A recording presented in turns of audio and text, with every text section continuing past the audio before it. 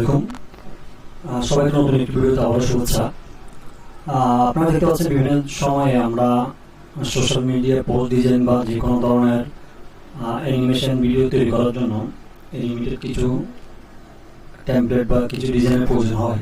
তো এগুলো কীভাবে তৈরি করতে হয় আজকের ভিডিওতে আমি সেটি দেখাবো। তো সেটি শুরু করার আগে আপনাদের সাথে আমি আবারও একটি কথা শেয়ার করতেছি, সেটি হচ্ছে আমি দেখতে পেয়েছি যে আমার যারা অডিয়েন্স রয়েছেন তাদের জন্য তো শুভকামনা রয়েছে। আর যারা নতুন অডিয়েন্স রয়েছেন, যারা আমার ভিডিও দেখেন কিন্তু আপনারা সাবস্ক্রাইব করেন না, তা আপনাদের কাছে একটি অনুরোধ থাকবে, আপনারা অবশ্যই আমার চ্যানেলটিকে সাবস্ক্রাইব করে দিবেন এবং এই ধরনের আরও ভিডিও পেতে অবশ্যই বেল বাটনে ক্লিক করে দিবেন। তো চলুন আমি সরাসরি আমার ভিডিওর মূল পর্বে চলে যাচ্ছি।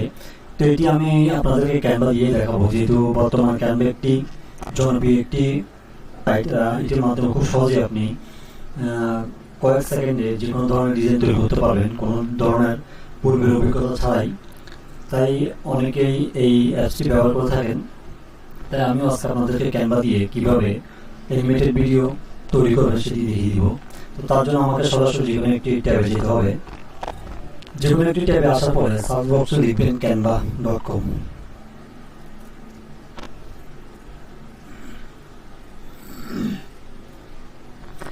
canva.com লেখার পর এন্টার প্রেস করবেন।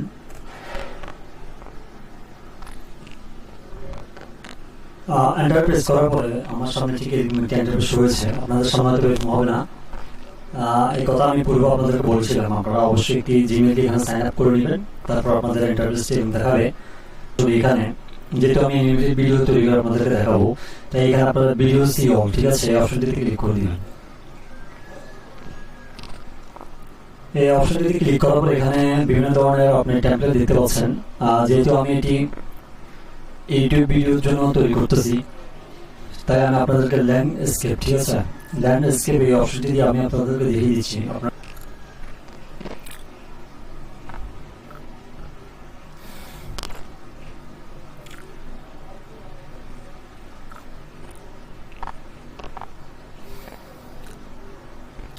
এটিতে ক্লিক করার পরে ঠিক আমার সামনে এরকম একটা ইন্টারফেস হয়েছে।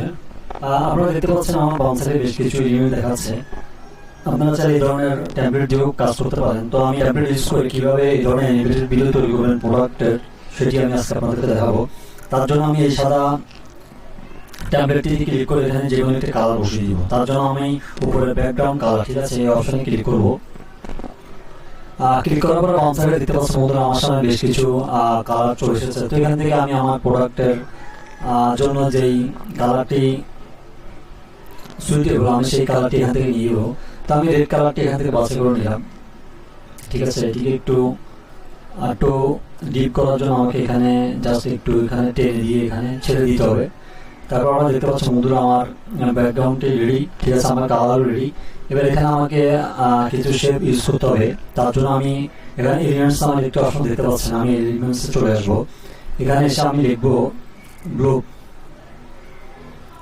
ঠিক আছে। এটি লেখার পরে গ্রাফিক্সে চলে আসবেন।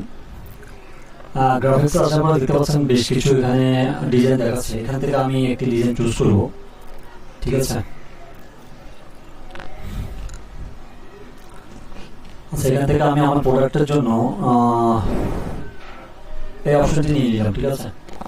এবার এটিকে একটু বড় করতে হবে, ঠিক আছে।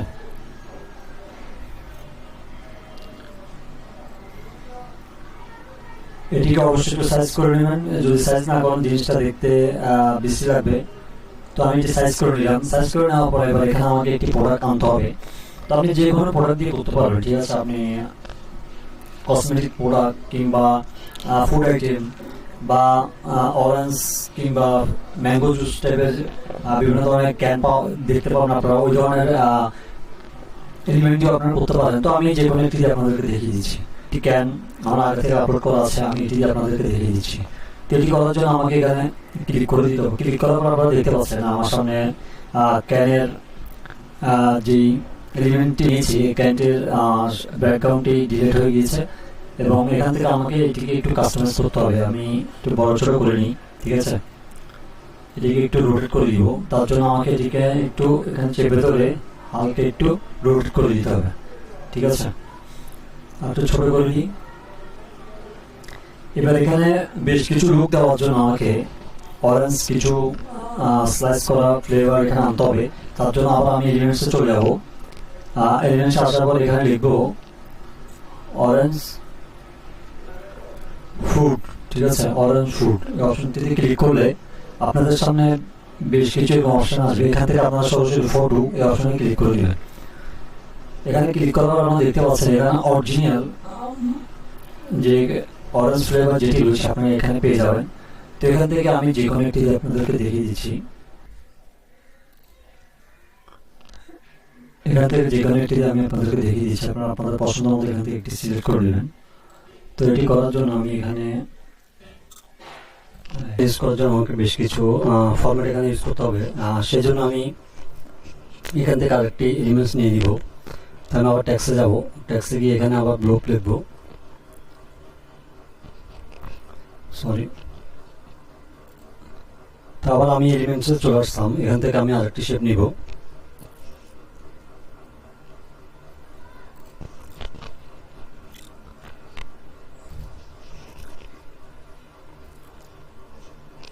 এখান থেকে আরেকটি শেপ নিব। তো এটা নিলাম, নেওয়ার পর আমাকে এটিকে একটু রোটেট করতে হবে। রোটেট করে একটু আমার অনুযায়ী একটু বড় ছোট করে নিব। এতটুকু রাখলাম। এবার আমি এই সাইজটিকে আমার কালারটিকে আমি একটু চেঞ্জ করে দিব। আমি লাল রাখলাম, ঠিক আছে। লাল রাখার পরে আমি একটু ছোট করে দিই। ছোট করে দেওয়ার পরে এবার আমি সোজা করবো। সোজা করে আমি এখানে সাইডে নিয়ে আসবো। আমি ভিতরে দিয়ে দিব। এখান দিয়ে যেহেতু আমার ট্রানজেকশনটা সুন্দর হয়, আমি অরেঞ্জের এটিও দিয়ে দিব, ঠিক আছে। এখানে দিয়ে দিলাম, ঠিক আছে। এবার এখানে আমাকে কিছু ট্যাক্স অ্যাড করবো আমি। ট্যাক্স অ্যাড করার জন্য আমাকে ট্যাক্সের সেকশনে যেতে হবে। এখানে এসে আমি অ্যাড এ টাইটেল এই অপশনে ক্লিক করে দিব। ক্লিক করার পরে আমি এখানে একটু কিছু লেখা লিখে দিব। আপনারা যে প্রোডাক্টটি আনবেন এখানে সেই প্রোডাক্টের নামটি এখানে দিয়ে দিবেন। যেহেতু আমি একটি অরেঞ্জ ফ্রুটের একটি ক্যান নিয়ে এসেছি, সেক্ষেত্রে আমি এখানে অরেঞ্জ ফ্রেশ জুস, ঠিক আছে, এটি লিখব।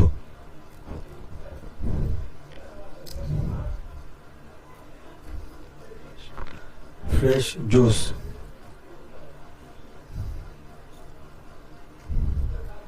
ঠিক আছে, আমি এটা দিয়ে দিলাম। এবার আমি এটির ফন্টটিকে একটু চেঞ্জ করে দিব। তো লেখার ফন্টটিকে চেঞ্জ করার জন্য লেখার উপরে ক্লিক করে এই ক্যানভাস, ঠিক আছে, ক্যানভা সেন্স এই অপশনে ক্লিক করবেন। ক্লিক করার পর আপনাদের সামনে বেশ কিছু এরকম অপশন আসবে। এখান থেকে আপনাদের পছন্দ মতো একটি দিয়ে দিবেন। তো আমি আপনাদের বোঝানোর সাথে যে কোনো একটি দিয়ে দিচ্ছি। আমি ব্রেসিকা এই অপশনটি ক্লিক করলাম। ক্লিক করার পর দেখতে পাচ্ছেন আমার লেখার ফন্টটি, আমার লেখার সাইজটি চেঞ্জ হয়েছে। এবার এটিকে আমি একটু চাইলে আপনারা এখানে কালারটা চেঞ্জ করে দিতে পারেন। আমি এটিকে হোয়াইট করে দিব। তো হোয়াইট করার জন্য এখানে একটি টেক্সট কালার নামের অপশন রয়েছে, এই অপশনটিতে ক্লিক করে দিব। ক্লিক করার পর এখান থেকে আমি সাদা কালারটিকে এখান থেকে চুজ করে নিব, ঠিক আছে। তো দেখতে পাচ্ছেন আমি আমার কালারটিকে আমি সাদা দিয়েছি। তো আপনারা চাইলে আরও বেশ কিছু এলিমেন্ট এখানে ইউজ করতে পারেন। তো এবার এটাতে আমি ট্রানজেকশন ইউজ করব, ঠিক আছে। এবার আমাকে এখানে ট্রানজেকশন অ্যাড করতে হবে। ট্রানজেকশন অ্যাড করার জন্য আপনারা এই দুটি পেজের মাঝখানে একটি অপশন দেখতে পাচ্ছেন, অ্যাড ট্রানজেকশন, এই অপশনে ক্লিক করে দিবেন।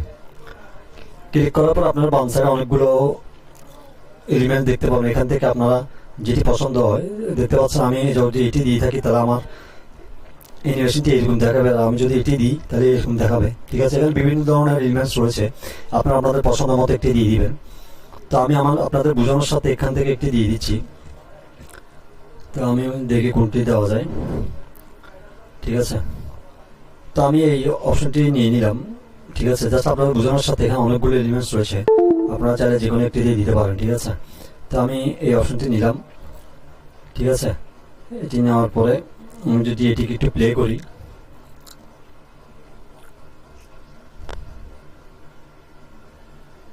আপনারা দেখতে পাচ্ছেন আমার ট্রানজেকশনটি হয়ে গেছে। এখানে আরও বেশ কিছু আপনারা এলিমেন্ট ইউজ করতে পারবেন। তো এখানে আপনারা চাইলে সাউন্ডও ব্যবহার করতে পারবেন। সাউন্ড ব্যবহার করার জন্য এখানে অডিও নামের একটি অপশন দেখতে পাচ্ছেন, ঠিক আছে। অডিও থেকে আপনারা এখানে বেশ কিছু সাউন্ড পাবেন। তা আপনারা আপনাদের পছন্দ মতো এখান থেকে সাউন্ড অ্যাড করতে পারেন, ঠিক আছে। তো ঠিক এইভাবে আপনারা খুব সহজেই ক্যানভার মাধ্যমে যে কোনো প্রোডাক্টের অ্যানিমেশন ভিডিও তৈরি করতে পারবেন।